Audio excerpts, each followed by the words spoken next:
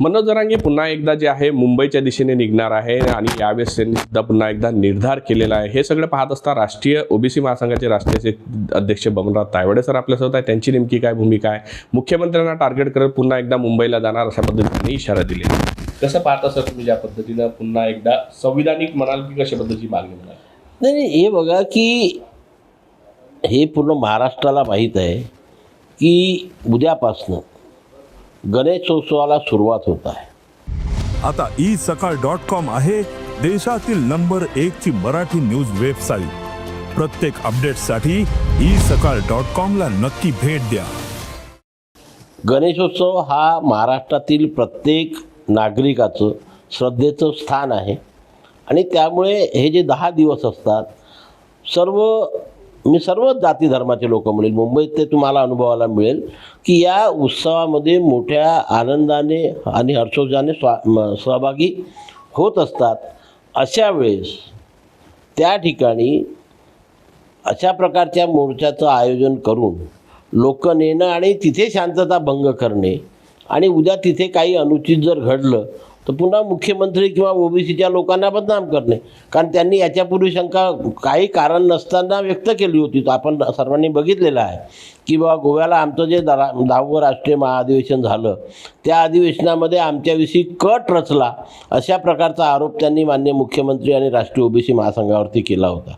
काय की जे की आमचं अधिवेशन तर खुलं अधिवेशन राहते, पुन्हा लाईव्ह होतं, त्यांनी येऊन केव्हाही काही मागावं, पण त्यांच्या मनामध्ये जी शंका असेल ते जशा प्रकारचं कृत्य करत असेल तसं कृत्य विरोधक तर करत नाही अशा प्रकारची भावना त्यांच्या मनामध्ये निर्माण झाली असेल आणि म्हणून तशा प्रकारची जर काही त्यांची योजना नाही याविषयी मी सुद्धा साशंका आहे की त्यांनीच जायचं, त्यांनीच गोंधळ करायचा आणि बदनाम ओबीसी समाजाला करायचं, मुख्यमंत्र्यावरती त्याचं खापर फोडायचं आणि मग सांगायचं की हे बघा आम्ही शांततेने चाललो होतो तर आमच्यावरती अशा प्रकारचं हे आघात झालेला आहे आणि हे झालेलं आहे आणि म्हणून ही वेळ योग्य नाही, लोकांना पटणारी नाही आहे काय। आणि प्रत्येक घराघरामध्ये आपण कोकणामध्ये मुंबईमध्ये त्या परिसरात जर गेलो प्रत्येक घरी हा सण उत्सवामध्ये साजरा होत असतो।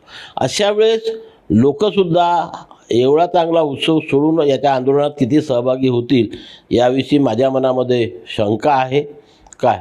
पण आता त्यांचं प्लॅनिंग काय कसं काय त्याविषयी आपण बोलणार नाही, परंतु भविष्यामध्ये आम्ही तर पोलीस यंत्रणेला आव्हान करतो की त्यांच्या प्रत्येक ॲक्टिव्हिटीकडे पोलिसांनी लक्ष ठेवावं, कारण उद्या जर त्यांच्या याच्यामध्ये काही झालं तर आमच्या ओबीसी समाजाला बदनाम करण्याचं काम कोणी करू नये। आम्ही आमच्या तयारीत आहोत, आम्ही तर म्हटलं ना आम्ही प्रत्युत्तर केव्हा देऊ, सरकारने आम्हाला वारंवार सांगितलेलं आहे आणि लिहून दिलेलं आहे आणि जाहीरपणे सुद्धा सांगितलेलं आहे, असं नाही की लपून छपून, जाहीरपणे सांगितलेलं आहे। अनेकदा मुख्यमंत्री उपमुख्यमंत्री भाषणातून सांगितलेलं की आम्ही कुठल्याही परिस्थितीत ओबीसीतून आरक्षण देणार नाही, ओबीसीच्या आरक्षणाला धक्का लावणार नाही, सरसकट कुणब्यांचे प्रमाणपत्र देणार नाही।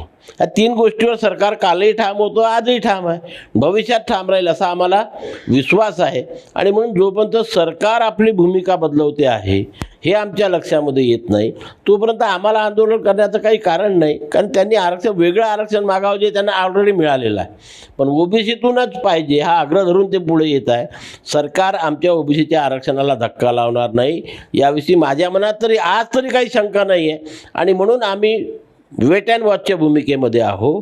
सरकार जेव्हा भूमिका बदलत आहे हे आमच्या लक्षात येईल त्या दिवशी आम्ही त्याच्यापेक्षा मोठं आंदोलन उभारू आणि आपल्या संविधानिक अधिकाराचं रक्षण करू।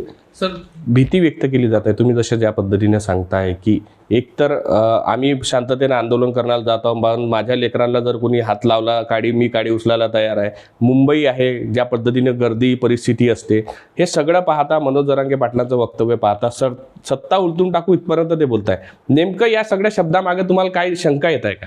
नक्कीच हे बघा, सत्ता उलटवून टाकू ही जी धमकी आहे कशाच्या आधारावरती ते देत आहे हेच मला कळत नाही आहे।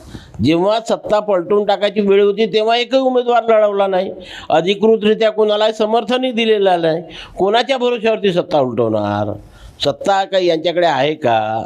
आज अजून 6 महिने झाले, 4.5 वर्ष बाकी आहे, सत्ता उलटवण्याकरता जोपर्यंत सभागृहातले अर्ध्यापेक्षा जास्त आमदार सरकारच्या विरोधामध्ये जात नाही तोपर्यंत सत्ता पलटू शकत नाही. पण या आंदोलनाच्या माध्यमातून गणेश उत्सवात वातावरण पेटवून दुसऱ्या पद्धतीने सत्ता उतरवण्याचा प्रयत्न वाटत असं शंका आहे. हे बघा, तशा प्रकारची घटना जर झाली तर सरकारी सुद्धा आता सर्व पोलीस यंत्रणा आहे, हे आहे ना, आम्ही सुद्धा वेट अँड वॉचच्या भूमिकेमध्ये आहोत.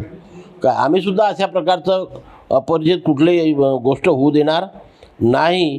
पण हे असं करून सरकार थोडी करावं, मेजॉरिटी आहे त्यांच्याजवळ, ते काही कॉर्नरवर नाही आहे. आणि आता सर्वांच्या लक्षात आलेलं आहे की हे अशा प्रकारे बोलतात म्हणजे यांना काहीतरी चुकीचं करायचं आहे. तेव्हा सरकार उलटापालट होऊच शकत नाही, एवढी मेजॉरिटी सरकारजवळ आहे ना. यांच्या बाजूने आज किती आमदार आहे मला एक सांगा. 288 पैकी आपल्यासोबत किती आमदार आहे पहिले याचा विचार करावा, नंतर तशा प्रकारचं वक्तव्य करावं. काही आपली क्षमता नसताना वक्तव्य करायचं आणि लोकांची दिशाभूल करायचं, गुमराह करायचं लोकांना, हे आम्हाला योग्य वाटत नाही. त्यांचे 100 आमदार असतील तर आमचेही 100 आमदार आहे ओबीसीचे. काय ते जर 100 त्यांच्यासोबत गेले तर आमचे 100 आमच्यासोबत येतील. 88 फडणवीसांचे स्वतःचे आहे, कुठून पडणार आहे सरकार? आणि म्हणून सरकार घालवून टाकू, सरकार आणि नुसतं मुख्यमंत्र्याला एकच टार्गेट, एकाच माणसाला झालं 2 वर्षापासून टार्गेट होतं. मुख्यमंत्री असताना देवेंद्र फडणवीस उपमुख्यमंत्री होते तेव्हाही फडणवीस दोषी, आज मुख्यमंत्री आहे तर तेव्हाही तेच दोषी, तेच होऊ देत. आणि तो काही एकटा मालक आहे का महाराष्ट्राचा? देवेंद्र फडणवीस साहेब जे मुख्यमंत्री आहे ते काही एकटे मालक नाही ना. लोकशाही आहे या देशामध्ये, लोकशाहीने चालत असते. आणि म्हणून अशा प्रकारे आंदोलनकर्त्यांनी सरकारच्या विरोधात भूमिका घ्यायची असते, माणसाच्या विरोधात भूमिका घ्यायची नसते.